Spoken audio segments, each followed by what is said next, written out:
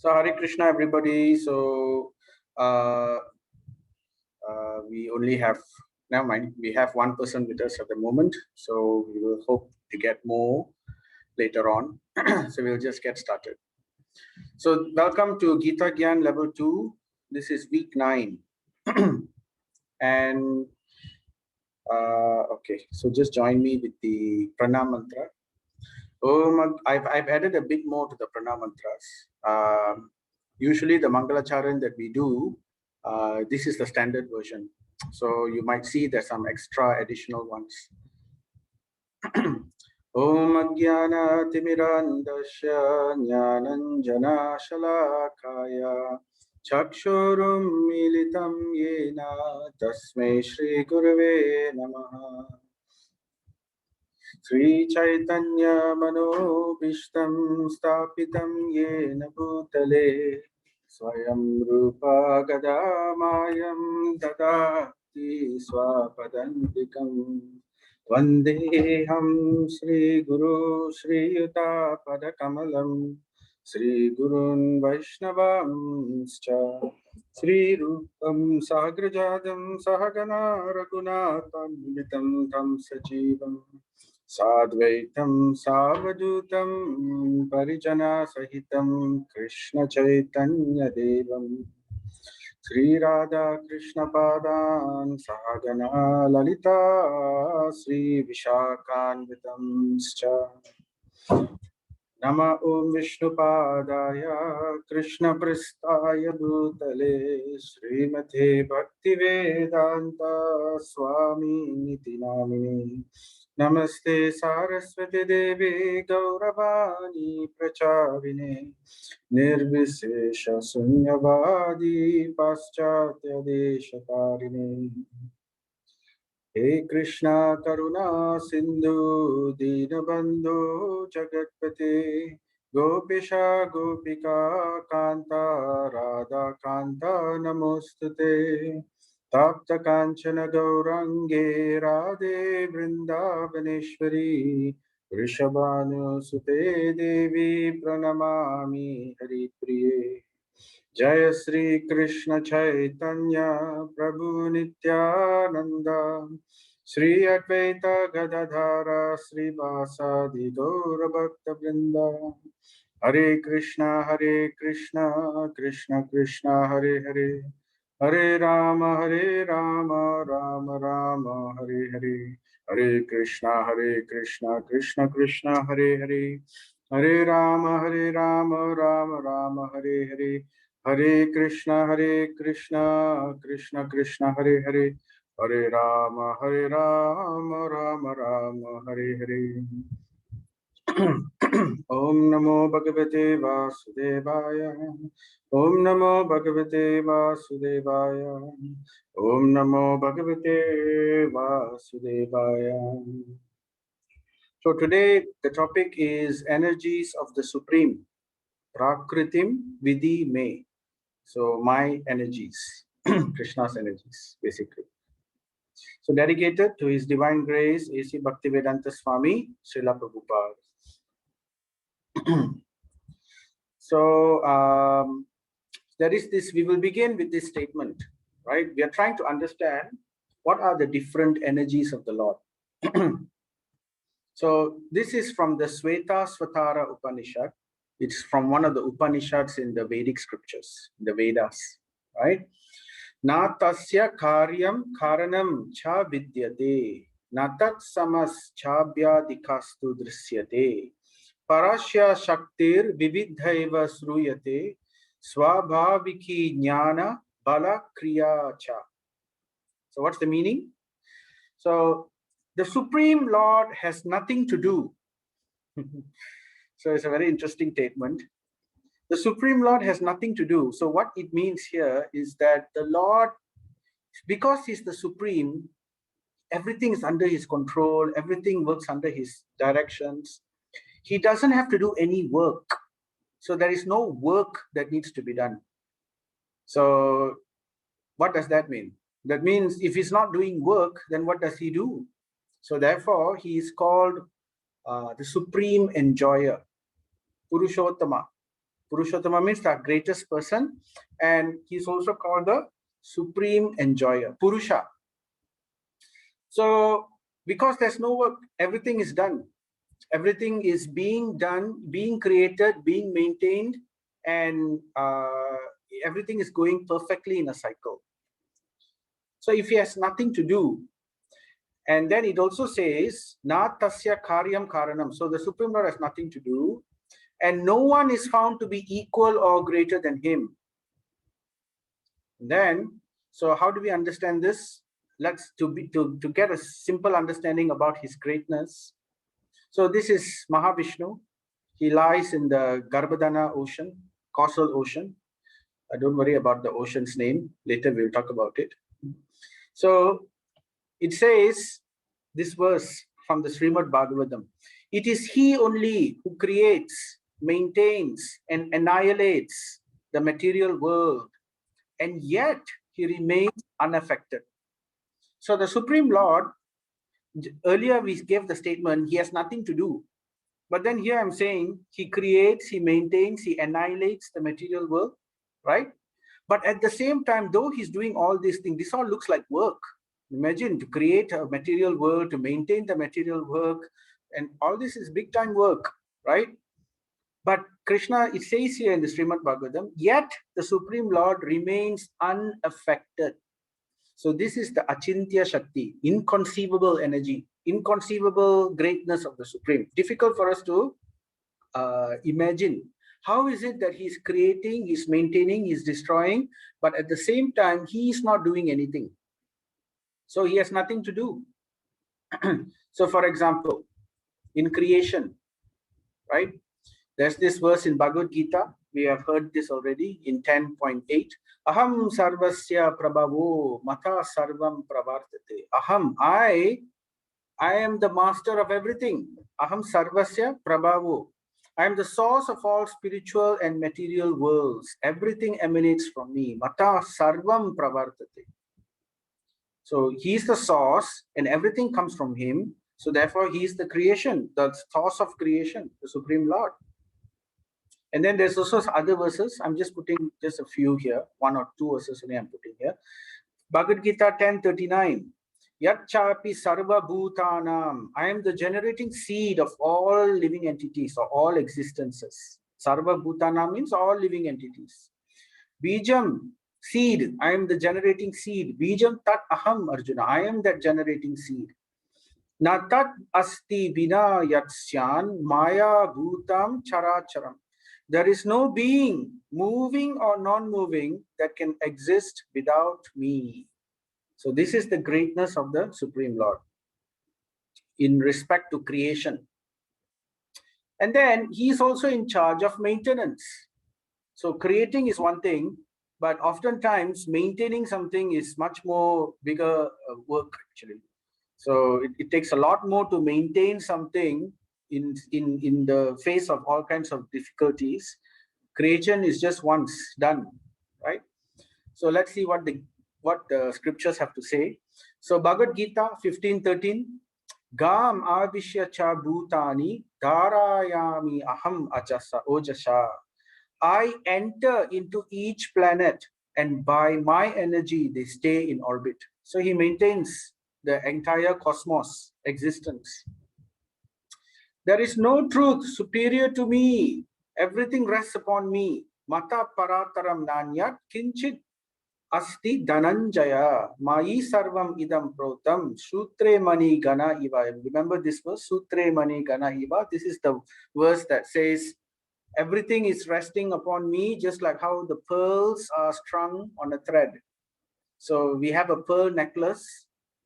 The pearl necklace seems to be well placed. But what is holding the pearls together? It's the necklace. It's a thread, right? But we cannot see the thread because it's covered by the pearls. So in the same way, the Supreme Lord is the soul behind the entire universe. And in this way, he's maintaining everything perfectly. So then, what about dissolution? So material universe, the nature of matter, material, though it is eternal, it always changes. It never remains the same. So it always gets created, remains for some time, and then it gets destroyed, and then again gets created, remains for some time. So there's always changing. It's a cycle. So dissolution also takes place. That means destruction. So this is from the Bhagavad Gita 11:32. Sri Bhagavan Uvacha Kalo Asmi Lokakshaya Krit Pravardo Lokan Samahartum Iha Pravritaha. The Supreme Personality of Godhead said, time I am, the great destroyer of the worlds. So in this way, the Lord is creating, is maintaining, and he's also destroying the worlds according to the time as per the schedule. So all this looks like big work, right? And then here's a verse from Srimad Bhagavatam. At the end of the millennium, when the personality of Godhead, Lord Narayana, lay down within the waters of devastation, Brahma began to enter into him along with all creative elements. So this is what happens in the destruction of the universe. All the material elements together with Lord Brahma and everybody, all living entities, they enter into the body of Mahavishnu. So this is what happens at dissolution. This is the Maha dissolution, where the entire universe, material creation gets destroyed. In between, there are small destruction, small dissolutions, planetary, solar system dissolutions, but this is for the entire universe. So what does the Lord do? So basically, he does creation, he does maintenance, and he does dissolution. It looks very, very big work. So how are these wondrous activities carried out? Because the Svetasvatara Upanishad, which I mentioned in the beginning, remember this verse in the beginning? It says the Supreme Lord has nothing to do. So how does it make sense? If he has nothing to do and then he's creating, maintaining, destroying, but you are saying here it has nothing to do. So what happens is, for everything is done naturally, automatically it's done naturally. The creation, maintenance, and destruction gets done, right?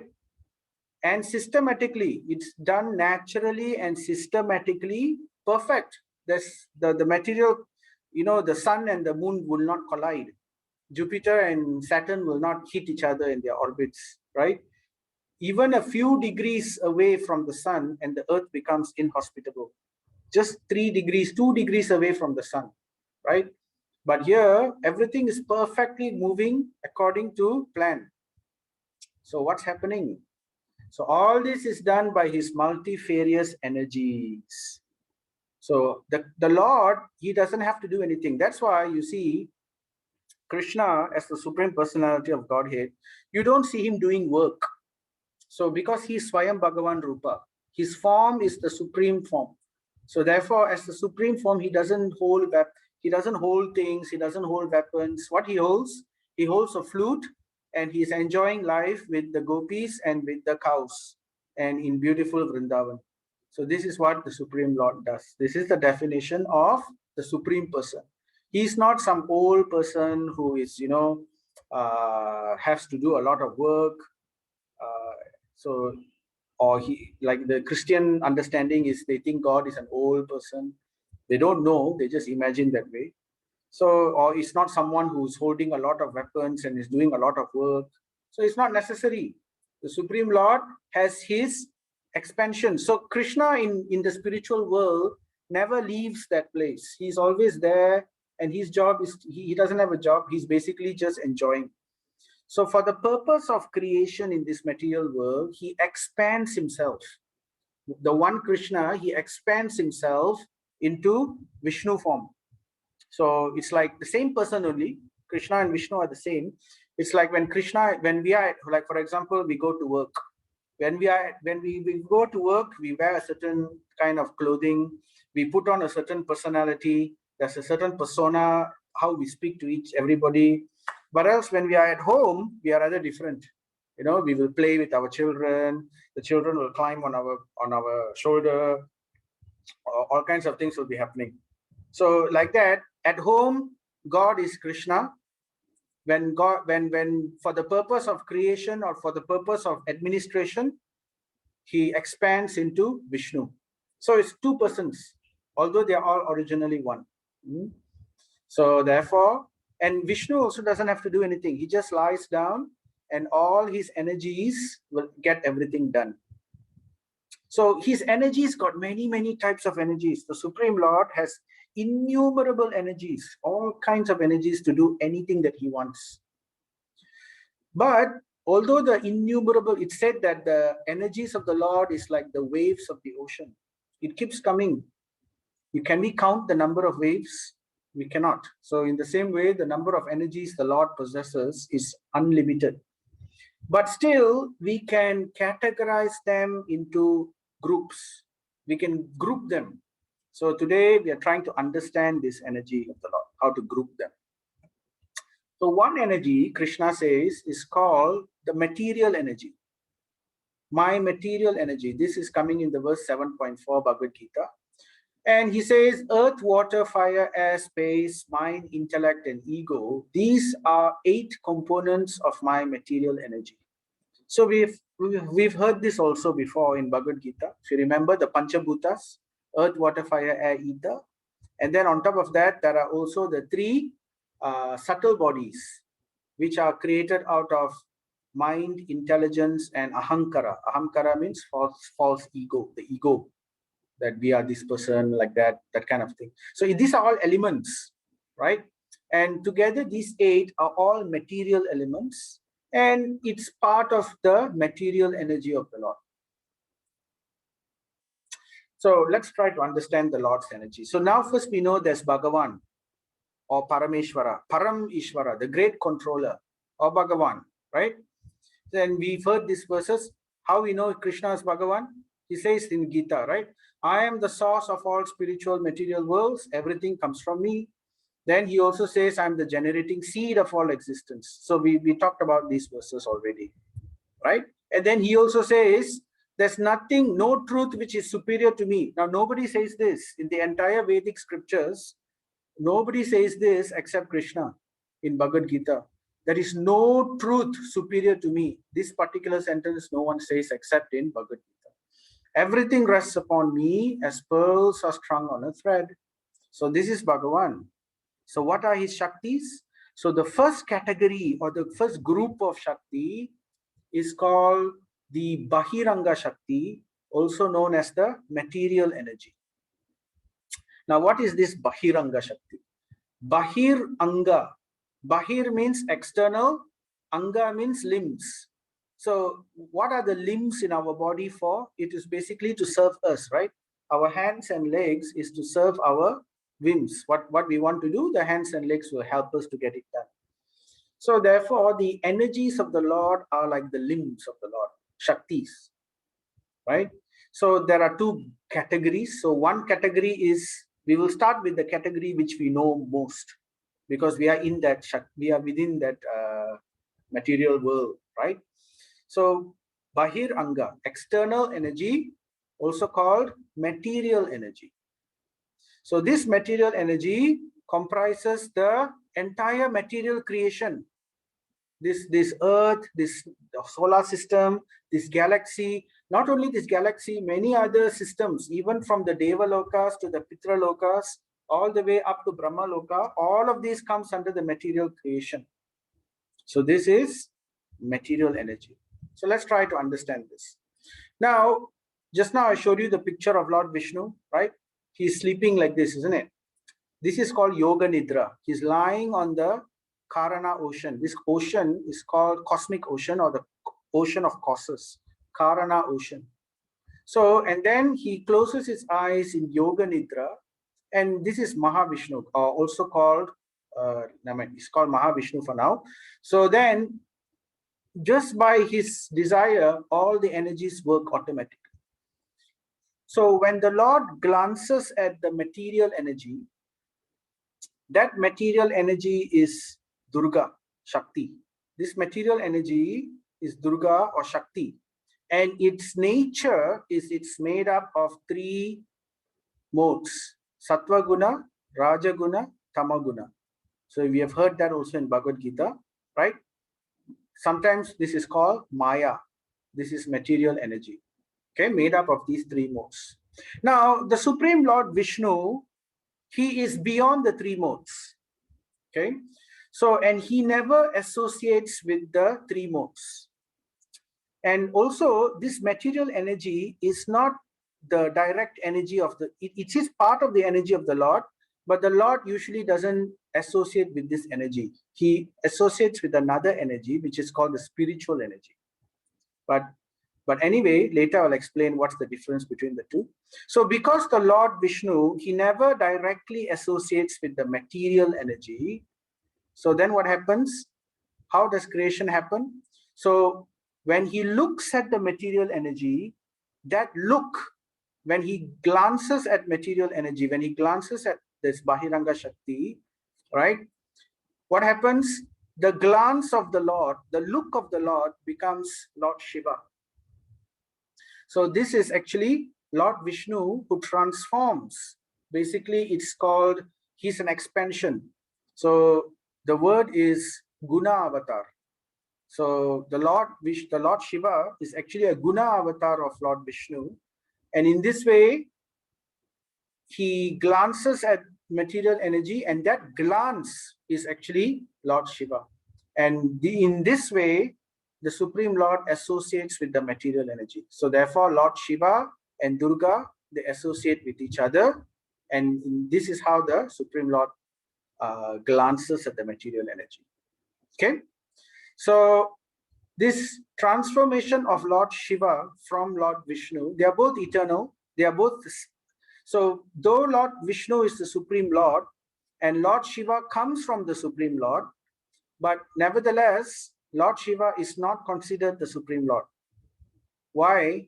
It's like this. The examples the Acharyas give us is like milk and yogurt. Now, yogurt comes from milk, right? So what happens to milk? When we add culture into milk, the milk transforms into yogurt, right?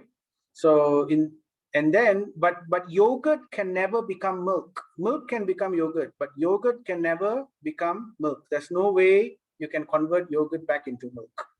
So therefore, this transformation is permanent. This expansion is permanent.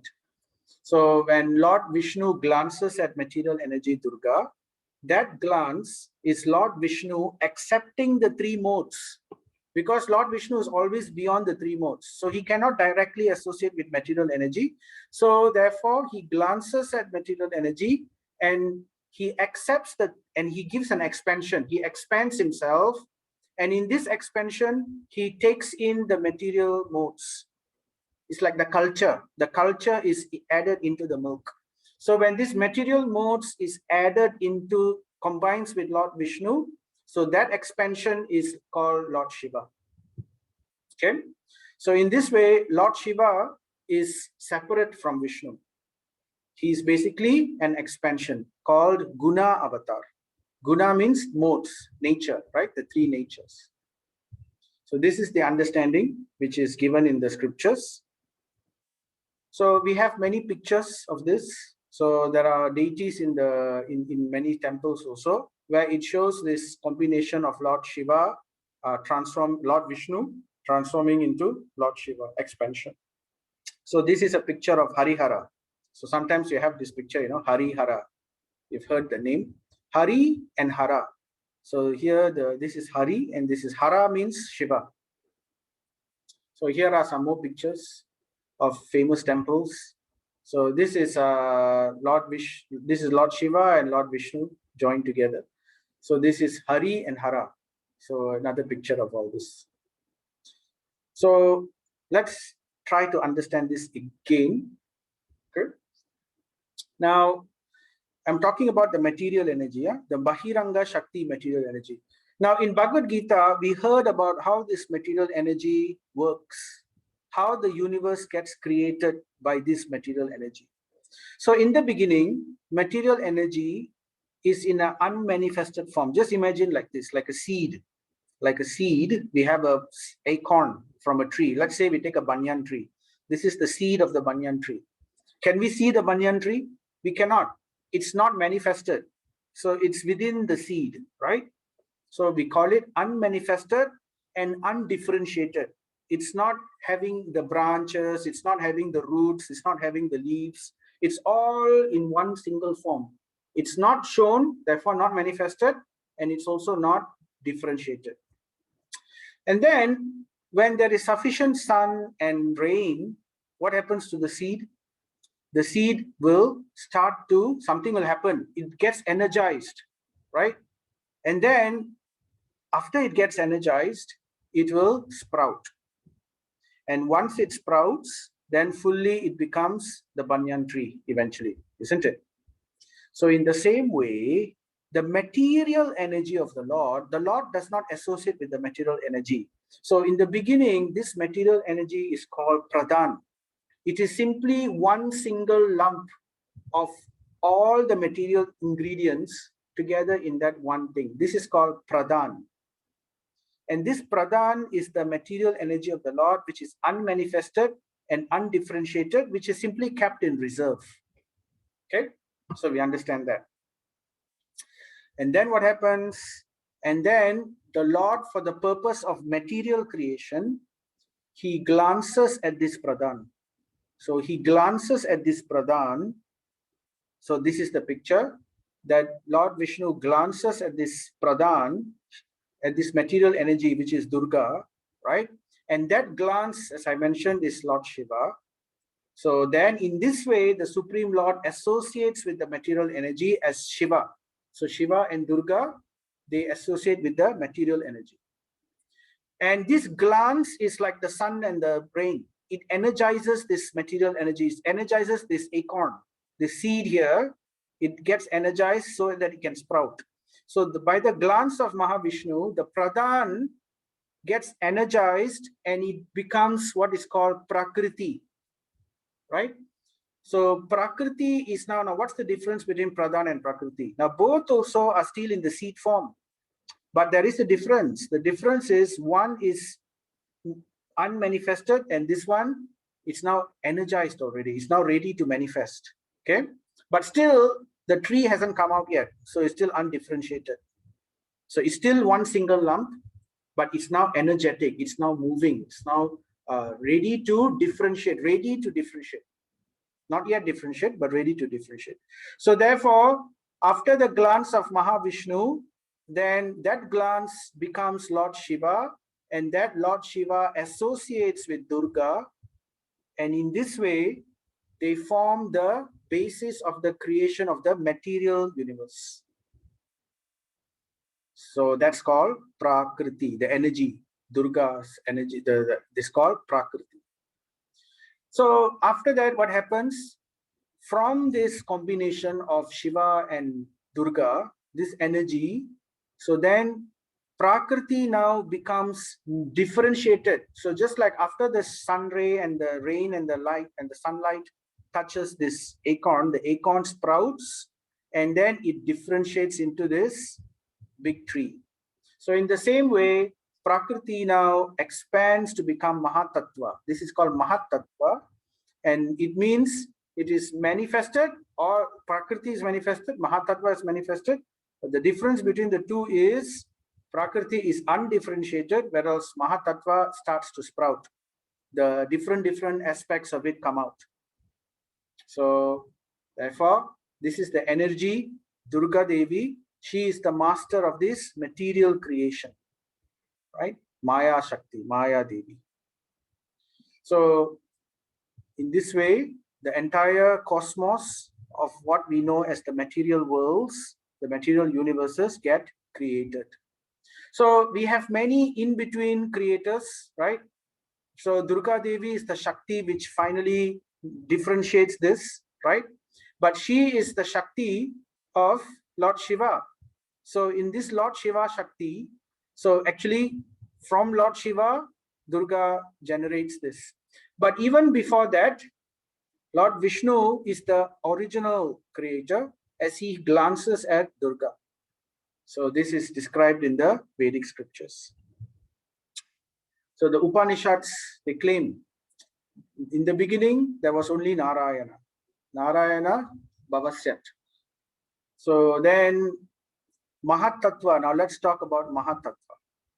So what is Mahatattva? So as I said, this is differentiated Prakriti, differentiated material energy. So how does it start to differentiate? First of all, it forms the 5 Panchabhutas: earth, water, fire, air, and ether. These 5 elements are created all over the universes. And then earth and water will combine to form what is called various combinations. Earth, water, fire, they combine in various ways, and then they form the structure of the universe.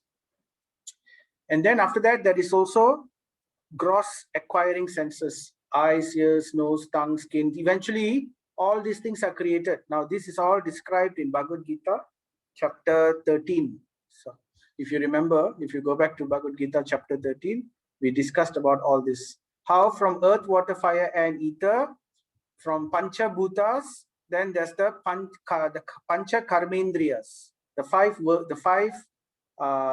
this is Jnanendriyas, the 5 knowledge acquiring senses, and then the 5 working senses, Karmendriyas. So in this way, these 3 gross elements, senses and working senses, together, they form what is called the human body, the body of the living entities. So after this living entity, the body, this is called the gross body. Gross is, it's all material, but this is gross material. Gross means it can be touched, it can be felt, it can be experienced experimentally and all that. Then there is also the subtle body. Now this subtle body is also material.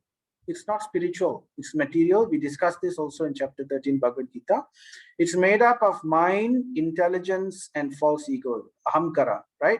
Manas, buddhi, and ahankara. These are the subtle body.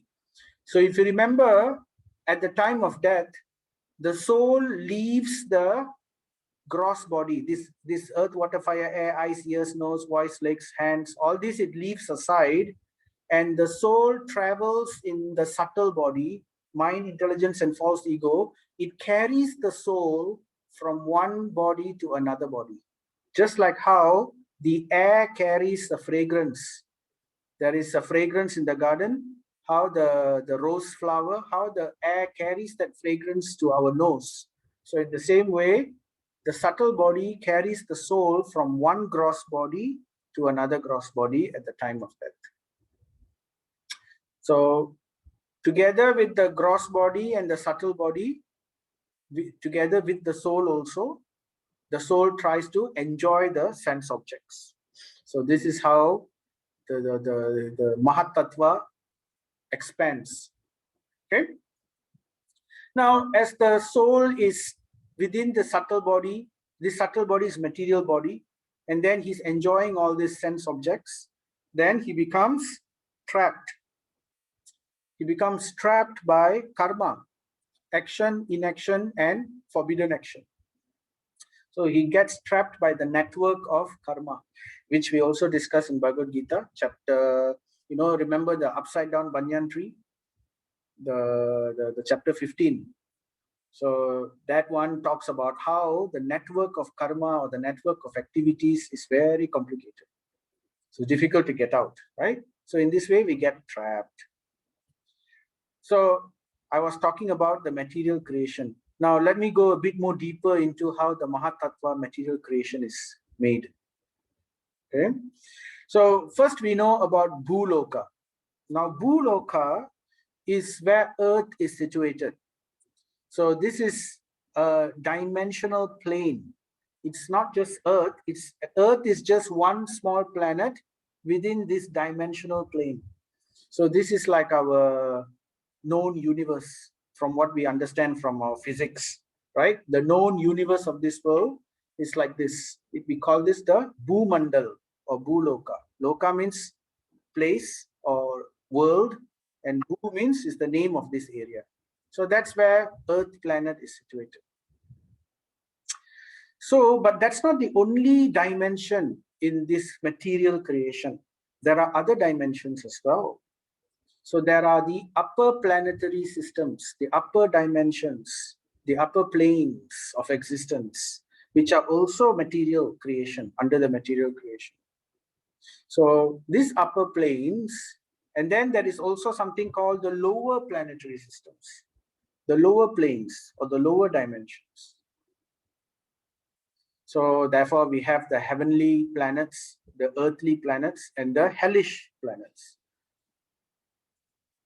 So now, from Buloka all the way down to the lower planetary systems, this is called Burloka, below Buloka. So we have Bu, and then we have Bur, R, the Bur over there. So these are the lower planetary systems, right? And the higher planetary systems are called Bhuvar and Swarga. So, sorry. So there is Buloka. Where is Buloka? Buloka is part of Bhuvar.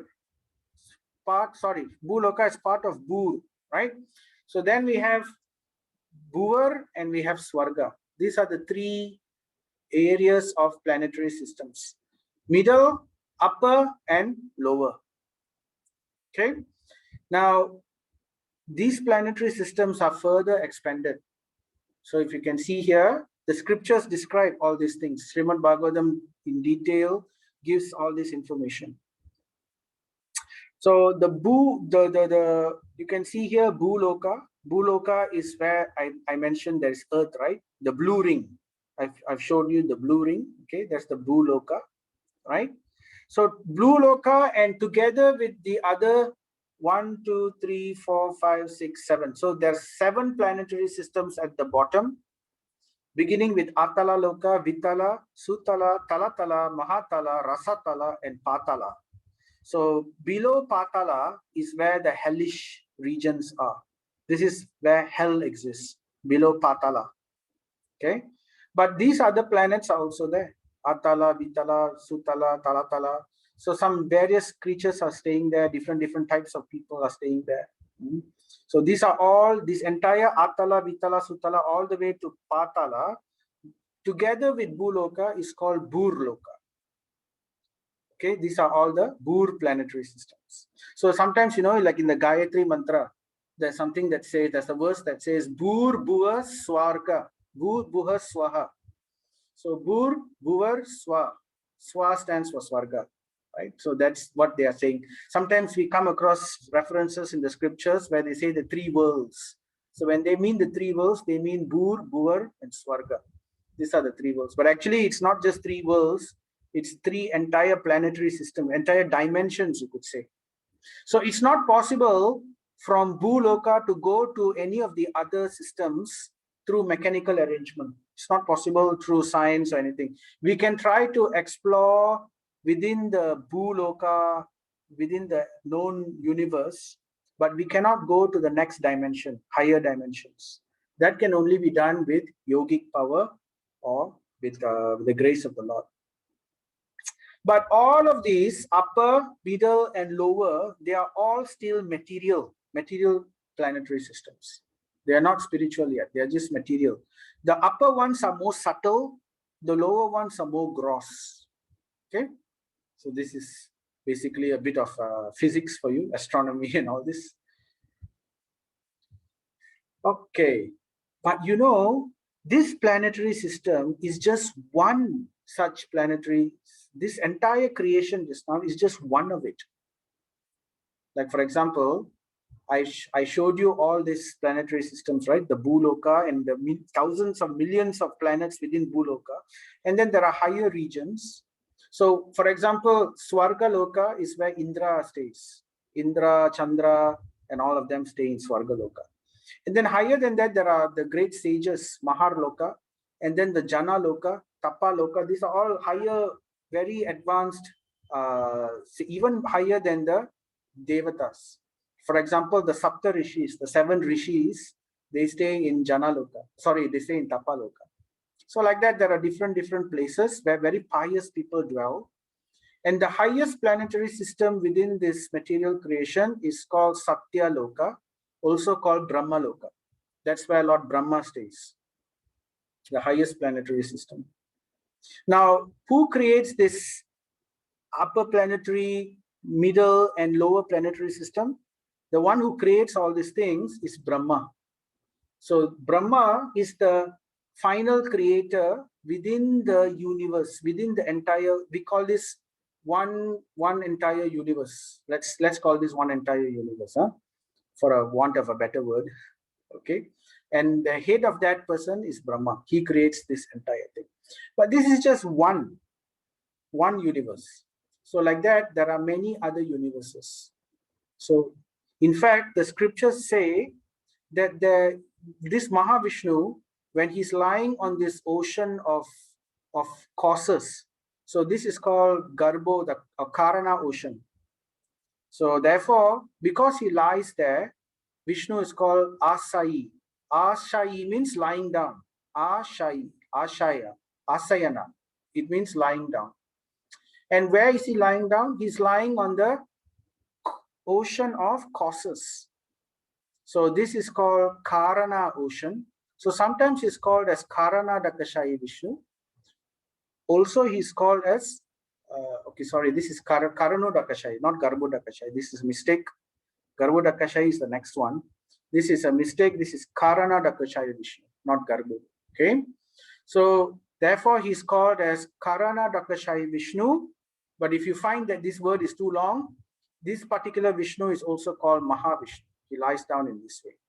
And it's described that from the pores, we have pores in our body, in our skin. If you see our skin, our sweat comes out from the pores of the skin, right? So in the same way, as he is lying down in this ocean, many bubbles are coming out from every pore of his body. So each of these bubble or anda is like an egg. So that is like one universe situated within that bubble. So there are innumerable bubbles. Imagine how many pores do we have in our body? So we cannot count. So therefore, as many pores there are, so that many universes are coming out. So as Mahavishnu breathes in, breathes out, as he exhales, one exhalation is all the bubbles, all the universes coming out of his pores. And then when Mahavishnu inhales, then all the bubbles go back into his pores. So this is how the universes get destroyed and created. So all this is done simply by the inhalation and the exhalation of Karanodakashayi Vishnu. Okay. So in this way, material creation is taking place. And so we have the primary creator, which is Vishnu. And where does Vishnu come? Vishnu is basically an expansion of Krishna. So Krishnastu Bhagavan Swayam, right? And from the expansion of Krishna, Lord Vishnu comes, and then for the purpose of creation, he lies down in this Karana ocean, and then he glances upon his material energy, Durga, and in this way, Lord Shiva is manifested as the Guna avatar, and he associates with Durga Devi, and together Shiva and Durga become the secondary father and mother of this entire universe. They create the entire universe. This entire bubble of creation is done by Lord Shiva and Durga Devi. This bubble, within the bubble, right? This cosmos. And within that bubble, we have this many lokas, and that is created by Brahma. So he becomes the third creator. So this is how creation takes place. So it's all coming from the energy of the Supreme Lord. So therefore, Bhagavad Gita 14.3, the total material substance, right, called Brahman, is the source of birth, and it is that Brahman that I impregnate, making possible the births of all living beings, O son of Bharata. So now we try, here we have the jivas. So where do the jivas come from? The jivas come from the Supreme Lord. Here it comes from Mahavishnu. And from here, the jivas are impregnated inside material nature, inside this material creation. Where? Inside the Prakriti. Just now we mentioned the material energy, right? Prakriti. Inside the Prakriti, it is injected inside. So that's how the living entities take birth. So ultimately, the seed giving father. Krishna says here in Bhagavad Gita, right? I am the seed giving father.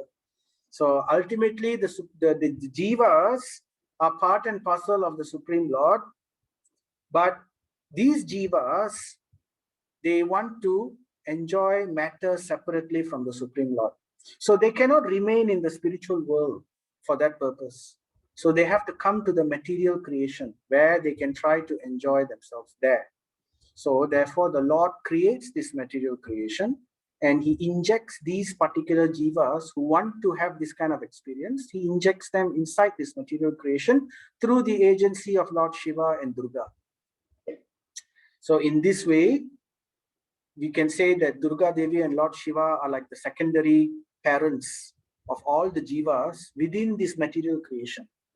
But originally, they are not from the material creation. They come from spirit.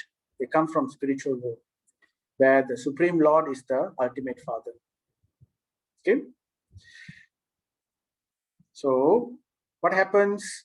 So then this verse comes also, another corroborating verse from Mundaka Upanishad. This Mundaka Upanishad is also from the Vedas. Tasmat etat Brahma nama rupam anam cha jayate. This total material substance, the Mahat Tattva, is sometimes also called Brahman. Now, what is this Mahat Tattva? If I go back a bit, right? If I go back a bit, remember this is Mahat Tattva. Mahat Tattva is the differentiated material energy. So we have the Pradhan, which is glanced by Mahavishnu, Prakriti, energized, and then after that, Mahat Tattva is the differentiated. Now, this is the current universe as we know it, Mahat Tattva. But it comes from Prakriti, which is always there. Okay. So then, in this way, therefore, it is also called Mahat Tattva, sometimes is also described as Brahman. So here is what Krishna is telling in Bhagavad Gita. The total material substance, so he's referring to the Mahat Tattva, right? Called Brahman, right? So Mahat Brahma. So Mahat Tattva or Mahat Brahma is the source of birth, and it is like the place where the jivas get injected inside this place. So the jivas from the spiritual world, they are injected inside this egg of Mahat Tattva, this universe of this material universe of Mahat Tattva, which comes from the pores of Mahavishnu. So in this way, they are injected inside, impregnated, making possible the births of all living beings, O son of Brahma, O son of Bharata. Okay, so that's the understanding. So let's do a little bit more of revision here. Again, I'm going to explain the same things using a different model. So we have the Supreme Lord, Bhagavan, Parameshwara, source and possessor of all energies, Shakti. So one of those groups of Shakti is called Bahiranga Shakti. This is material energy, right? Material energy is Durga, okay? She is the personification of this material energy. And then there is also something called the Jivas, the Jiva Atmas. Now, these Jiva Atmas are not part of matter. They are not part of this material energy. We will talk about that in a while, but they are separate, okay? So then, this entire collection of Bahiranga Shakti, material energy, and the Jiva, and the Supreme Lord, together, they are called Brahman. That means all of this is called Brahman, but the Supreme Lord himself is known as Parabrahman, the ultimate Brahman. So there is a difference. So Brahman includes all of these, but there is a distinction. Krishna is known as Parabrahman, whereas the Jivas and the energy is also Brahman, but Krishna is Parabrahman. Now the Jiva desires to enjoy separately from the Lord, okay? So he wants to go somewhere to enjoy. He cannot enjoy in the spiritual world, because the spiritual world, everybody serves the Supreme Lord. So that is how the orientation of that place takes place, right? So for the purpose of material enjoyment, desires, right? The Supreme Lord, to facilitate this Jiva's desire, he glances at this material energy, which was originally in the form of Pradhan. It's unmanifested and undifferentiated, because the Lord usually has nothing to do with this material energy. He is always with his spiritual energy. He doesn't have anything to do with the material energy. But for the purpose of creation, he glances at Pradhan, and that Pradhan gets energized. That glance is Lord Shiva, and then Lord Shiva associates with this Pradhan, and at that time it becomes Prakriti. It's now manifested, but not yet differentiated. So I showed you this picture. And then slowly together, Shiva and Durga, they differentiate this material energy. It forms Mahat Tattva. So Durga Devi becomes Mahat Tattva. She creates the entire material creation. So the material cosmos gets created. And now the Jiva has a place to go. So therefore the Jiva enters into Mahat Tattva. And in this way, the Jiva is impregnated into Mahat Tattva, and he becomes conditioned. Just like rain in the beginning is pure, but when rain touches the earth, it becomes muddy. So in this way, the jivas are originally pure souls from the spiritual world, but when they enter into the Mahat Tattva, they become conditioned. They become like mud. So what is this conditioning? What is this mud? This conditioning is the three modes of nature: goodness, passion, and ignorance. So they become conditioned, and then they go about their lives in their various karma or activities. So this is how it happens. So Bhagavad Gita gives an example also, right? Just like how sometimes the scorpion, it likes to lay eggs in the rice. You know, if they have a large area where they keep rice, it likes to lay eggs there. But after that, it goes away. The mother scorpion goes away. So someone who's innocently looking at the rice and trying to take out, suddenly they find so many baby scorpions are coming out of this rice. So they may think that, oh, this rice has given birth to baby scorpions. So, but that is not true. So it is not the rice which has given birth to the baby scorpion. It is the mother scorpion which has given birth to the baby scorpion. Inside, she has injected the eggs inside this rice. So in the same way, the Supreme Lord injects the jivas through the agency of Lord Shiva and Durga into Mahat Tattva, which is like the rice. And from there, the jivas take birth in various births. So therefore, it looks like as if Mahat Tattva is the one who is giving birth, but actually it's not. It's just a place where it is coming from. Okay. So lots of interesting concepts we have to grasp. So don't worry, if you have any questions later, we can discuss about it. So this is coming in the verse Bhagavad Gita 14.4. It should be, so as I said, Bhagavad Gita gives everything in a very, it's very briefly given, 700 verses only. So there are lots of matters to discuss, but very briefly, Bhagavad Gita gives all this information.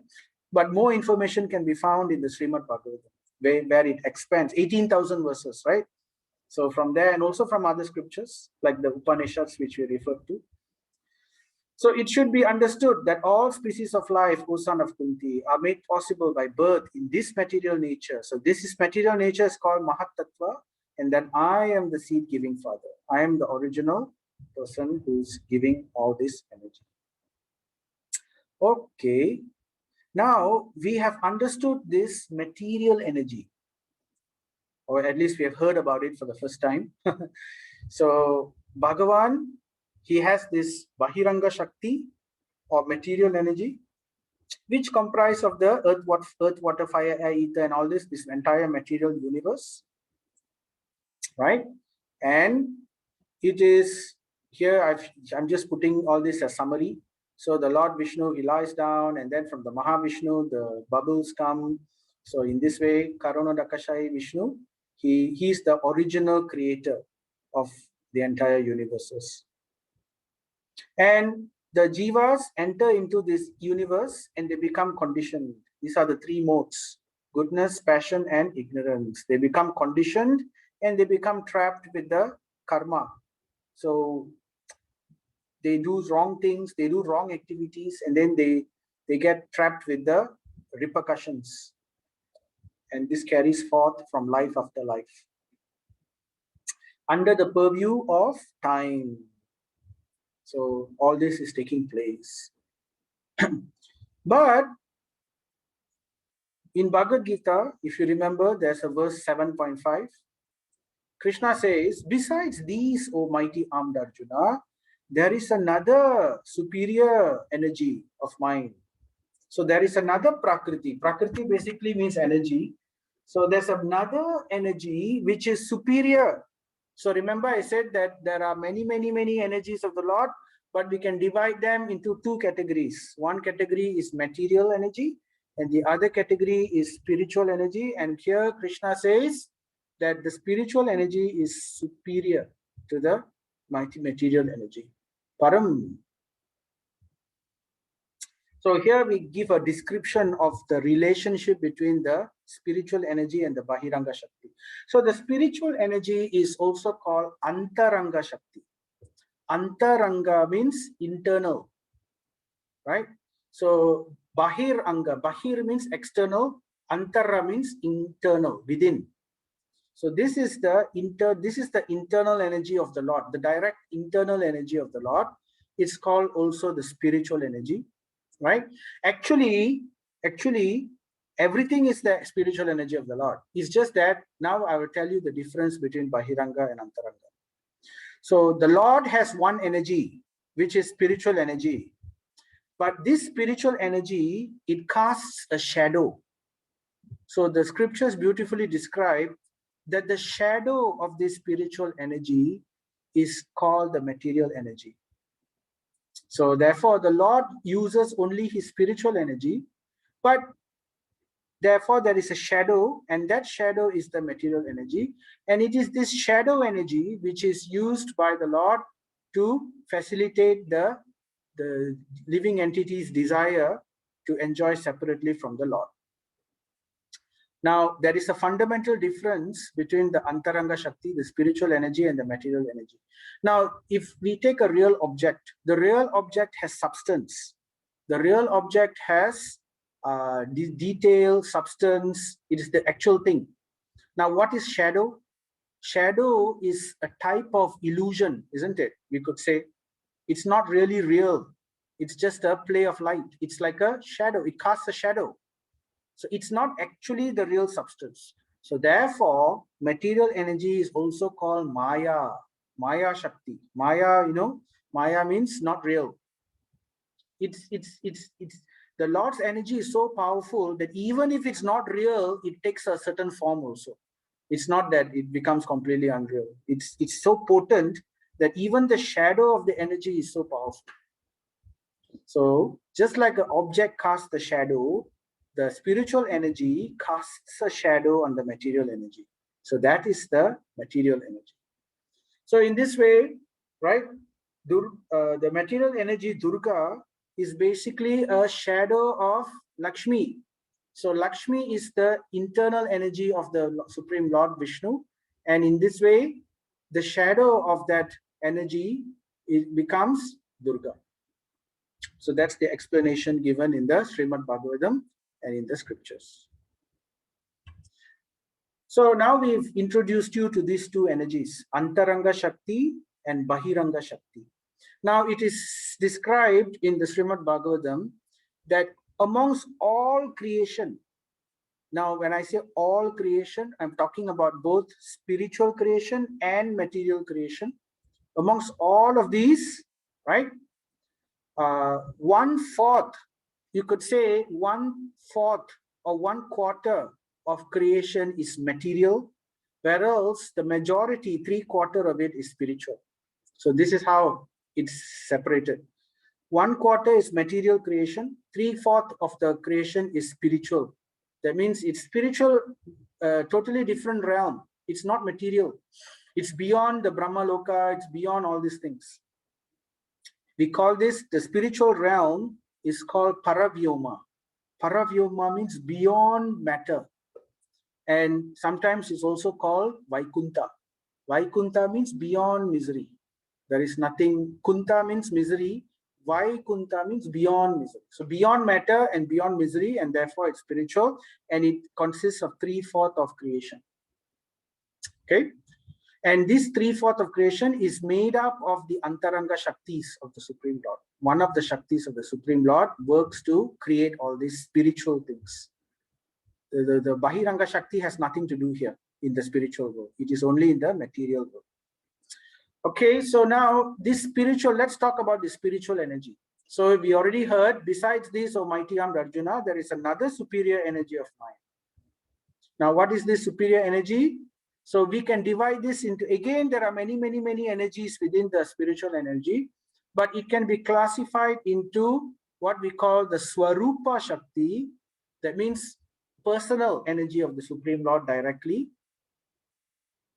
And it is also, there's a, and within the Swarupa Shakti, we have these three: Sandini, Samvit, and Hladini. So we won't go into the details of that here today. So I'm not going to talk about that. I just want you to know that there is a spiritual energy. That's all. Okay. So then we have this statement here from the Vishnu Purana. Oh Lord, you are the support of everything. The three attributes, Hladini, Shandini, and Samvit, exist in you as one spiritual energy, Swarupa Shakti. So this is basically the spiritual energy of the Lord. Now, just now we were talking about shadow and reality, right? So I was saying Antaranga Shakti, which is the actual object, right? It casts a shadow, and that shadow is the material energy. Okay. Now, if we imagine another, there's also another way to imagine this. If we imagine this object or the energy of the Lord as light, right? If we imagine it as light, now light, when it comes as a single beam, can be broken into its components. So, like, you know, there are many energies of the Lord under the spiritual energy category. So if we break it into one piece, like how when light enters into a prism, it can be broken into a rainbow, right? You can see rainbow, red, yellow, blue, green, indigo, and all these things. Okay. So one of the fraction of that energy of the Lord is what we are going to discuss now. So as I said, this Antaranga Shakti casts a shadow, Bahiranga Shakti, but at the same time, it says here, there is something called spiritual energy, and one of the splinter of this spiritual energy is called the jivas. So the jivas come under the category of what is called Tatashta Shakti. So under the spiritual Shakti, there is Swarupa and there is Tatashta. So Swarupa, I didn't talk about it today. We will talk about it another time, if at all. It's a very deep subject matter about the Supreme Lord's direct energy. But we will talk about Tatashta. There is a splinter, a small splinter of this Antaranga Shakti is called Tatashta Shakti. Now, the word Tatashta means in between. So Tatashta means in between. So I will tell you what it means by in between later. Okay. And under this category of Tatashta Shakti is where the jivas come. All of us, the jivas, the spirit souls, all of these jivas, we are all energy of the Supreme Lord. Actually, we are two things. We are expansion of the Supreme Lord, very small, minute expansion of the Supreme Lord. At the same time, we are also his energies. So therefore, we call Tatashta. Now, under this Tatashta, there are two categories. Actually, there's only one category. The two categories come because of the nature of Tatashta. So I'll explain what is the nature in a while. So there's this verse in Srimad Bhagavatam. Ekasyaiva mamamsasya jivasyaiva mahamate bandos syai vidyaya nadir vidyaya cha tatetaraha. O most intelligent Uddhava, the living entity called Jiva is part and parcel of me. So therefore, we the Jivas are also part of Krishna, but at the same time, we are also his energy. So, and we are called Tatashta. So then we have As I said, what is this Tatashta? The Tatashta is a splinter of this Antaranga Shakti. It's a splinter of this Shakti, and that is called Tatashta or the Jivas. Now, under this Tatastha Shakti, there are two categories, I said, right? So the first category is called Nitya Siddha and the Nitya Baddha. So what is this Nitya Siddha and Nitya Baddha? So there is a verse in Srimad Bhagavatam which says, "O my Lord Achyuta, the same living entity is sometimes described as eternally conditioned and at other times as eternally liberated." So Nitya Siddha means eternally liberated. Nitya Baddha means eternally conditioned. Conditioned by what? So conditioned by matter, conditioned by material nature. So those of us who are in this material world, in this material creation, we are called Nitya Baddhas. So this includes even Lord Brahma, because all of them are within the material creation. Whereas those who are staying with the Lord in the spiritual creation, in the Antaranga Shakti, in the Paravyoma area, they are called eternally liberated. They will never fall down. Whereas, because we are in this material creation, it's very difficult for us we are always conditioned within this material. We can never be free of this conditioning while we are in this material creation. So, what does this mean? So, as I mentioned to you, this entire creation, if let's say we look at all this as an entire creation, we can divide it into four. Okay. So wherever the spiritual energy is situated, just like the sun, when the sun rises, everywhere is bright, but there are some areas where there is shadow. So it's in the same way, there is spiritual world and there is the material world. So it is described that the material world is just 1/4 of the spiritual creation. Spiritual creation takes up 3/4, whereas material creation takes up only 1/4. So therefore, those jivas who are in the spiritual world are called Nitya Siddhas, eternally liberated. And those jivas which are in the material world are called Nitya Baddhas, eternally conditioned. O most intelligent Uddhava, the living entity called Jiva is part and parcel of me, but due to ignorance, he has been suffering in material bondage since time immemorial. So he made a wrong choice. He decided to come to the material world to enjoy separately from the Supreme Lord. He did not want to get to follow the eternal dharma of the jiva. Now, how does that happen? We will talk about that another time. Why is it that in the first place we come down? So another way of looking at it is this way. Let's look at the orange box as Antaranga Shakti, the internal or the spiritual energy of the Lord. This is where the spiritual world is situated, right? And then we have the Bahiranga Shakti, which is the material energy or external energy. Okay. So now the Jiva, remember I mentioned we are called Tatashta. Tatashta means we are in between. Now, why are we called in between? We are called in between because the Supreme Lord gives us the opportunity to choose. So he gives us free will, the ability for us to decide. He doesn't take away the free will, because if he takes away the free will, then we are slaves, isn't it? So therefore, love cannot be forced. So therefore, love has to be a choice. So therefore, free will is given. So for those, the jivas who choose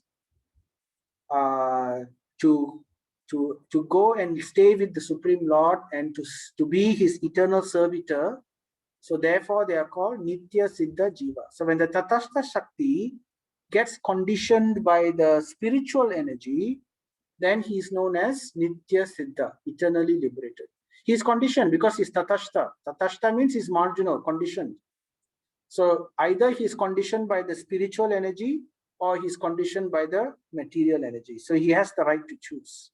So when he's conditioned by the spiritual energy, he's eternally liberated. But if he is conditioned, if he chooses to go to the material world and he gets conditioned by the material energy, then he is called eternally conditioned by matter, Nitya Baddha Jiva. Now, how does the Nitya Baddha Jiva become a Nitya Siddha Jiva? How does he change his situation? The change in situation is nothing else but a change in consciousness, because this conditioning conditions our consciousness. So simply by changing our consciousness, we are able to transfer our material consciousness to a spiritual consciousness. Then we can transcend this material energy and go to the spiritual energy. So how to do this? So that's where Krishna comes and gives all this. He sends his guru, he sends gurus, he sends scriptures down to help us to understand how to go to this spiritual world. O most intelligent Uddhava, the living entity called Jiva is part and parcel of me, but due to ignorance, he has been suffering in material bondage since time immemorial. By knowledge, however, he can be liberated. So he can, there is a hope, it can be done. So then what is that knowledge? So that's the knowledge Krishna gives in Bhagavad Gita. Chapter 4 is entitled Jnana Yoga. Remember? The yoga of knowledge. So, and this is the key verse of the entire Bhagavad Gita, 4.9. Right? It's called the seed verse. Or the phalan, not the seed, it's called the phalan, the fruit. One who knows the transcendental nature of my appearance and activities does not, upon leaving the body, take his birth again in this material world, but attains my eternal abode, O Arjuna. So this is what Krishna says, right?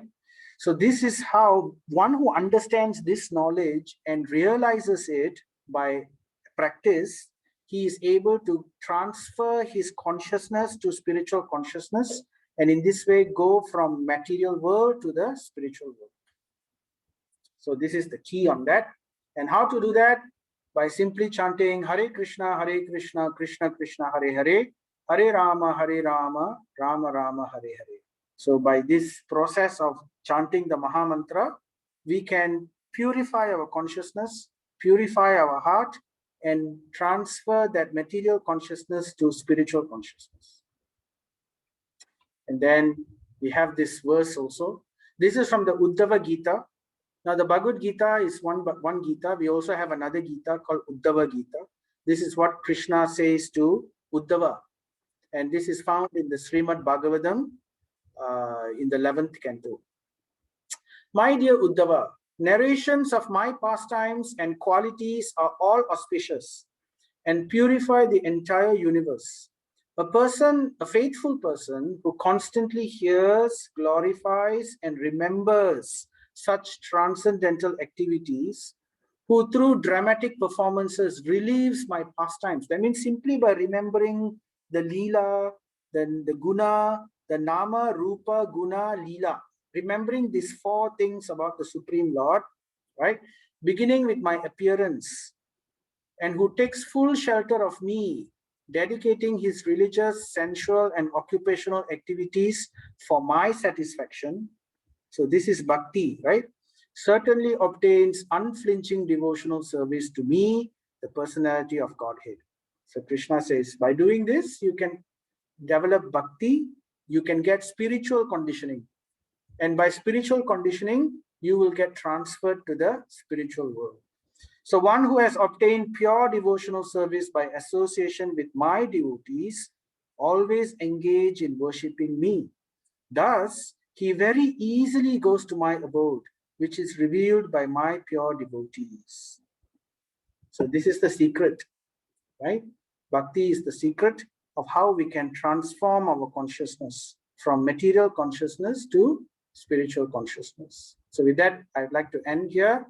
So this is so of sacrifices, I am the chanting of the holy names. 10:25 Bhagavad Gita. So we'd like to encourage everyone.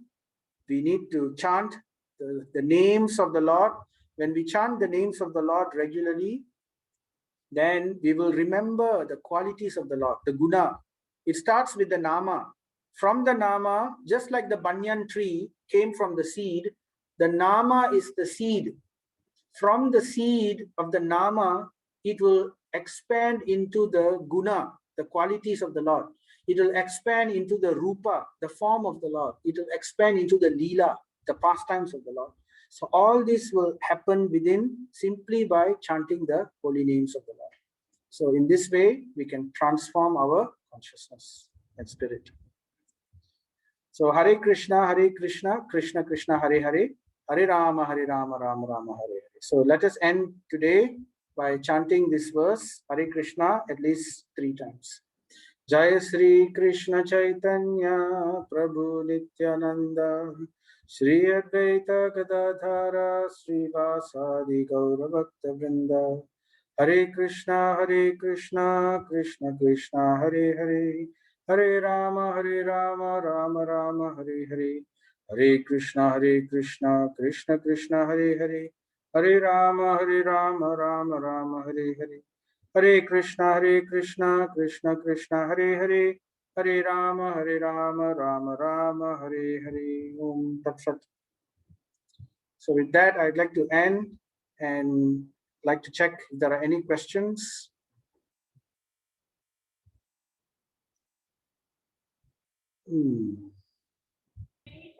No, Prabhu. Okay, Taji.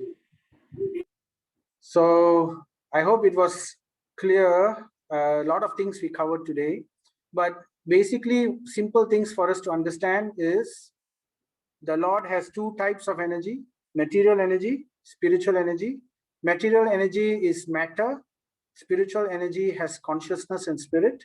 So we are jivas, we are part of the spiritual energy, and we have now gotten conditioned by entering into this material creation, which is part of the material energy. So, and this is just for us to understand the glories of the Lord so that we can develop greater faith and we can appreciate the different aspects of the Lord's. He's giving all the secrets. Whatever the Lord has, he's revealing all of those in our scriptures. So it's very interesting to understand how creation takes place. So anyway, if you have any questions, I will send the quiz out after this. And if you have any questions, you can also ask. You can type it in the chat, you can type it in the quiz, and we can discuss. Okay, so if there's nothing else,